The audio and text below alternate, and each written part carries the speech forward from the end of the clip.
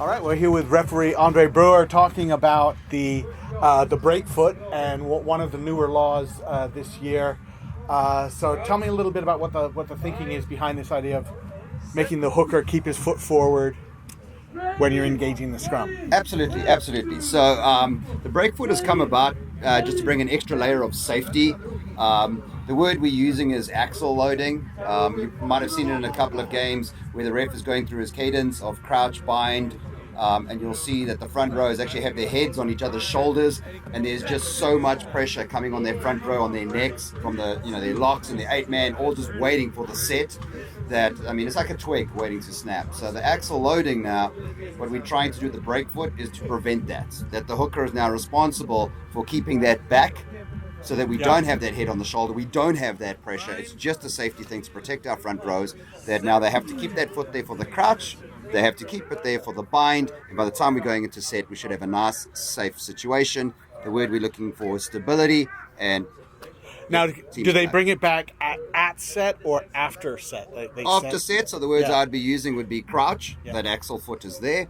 Bind, that axle foot is there. When I say set, they can now remove that foot. And then it would be up to their scrum half putting the ball in. They can see the foot's back. There's some stability. Boom. And we think one little bitty hooker with one little bitty leg can actually help. It's interesting you say that, because at some of the professional levels, we've seen the players they've got their foot forward, but it's not really holding anything back. They're kind of cheating it.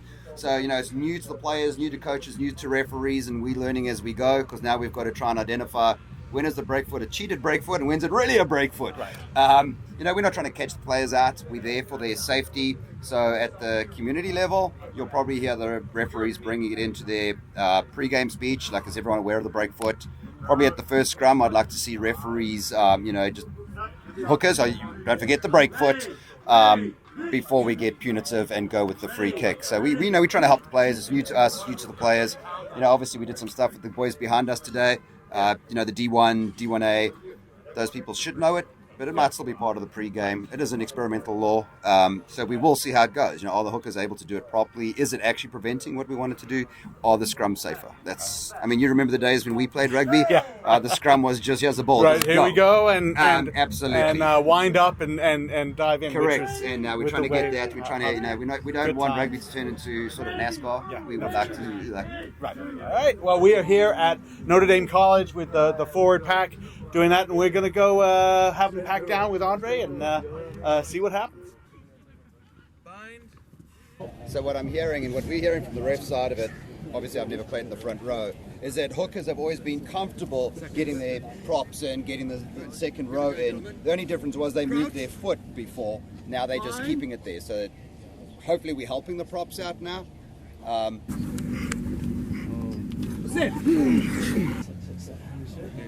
Crouch, bind, Whistle, break foot, hooker, break foot. Back please, free kick. You got to keep that break foot on until I say set. So what we're watching is, are they really using it as a break foot? As in, your foot is quite forward, that you're actually holding that back, so that your own weight is supported on the crouch, the bind, and only on set are you actually coming forward. And by then you're ear to ear. So we've taken that slam out of it, and now we're even taking that extra pressure out of it. crouch, bind, sit, bind, sit, ready, hit, 2, 3, 4. At the pre-game talk, I would say to both my front rows, you guys you're aware of the break foot law, right? So please keep your break foots on until I say set. Thank you. And that would happen in the pre-game. So by the time we get to the field at this level, I would expect them to already know it, because we've cleared it up. Maybe at a lower level, I would warn them first, don't forget the break foot guys, because it's still new to them, it's still new to the referees.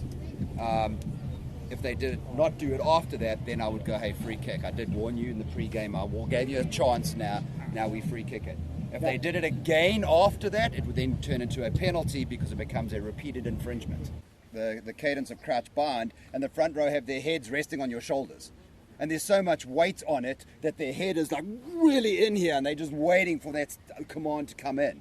And that is so dangerous. There is so much pressure on that front row's necks, and it's usually the props that are doing it. and their locks are pushing on them, their eights are pushing on them, and you really got this much pressure, and it's a twig waiting to snap. So we're trying to be proactive and say, all right, now the hookers are responsible for making sure that doesn't happen. Crouch, bind, set.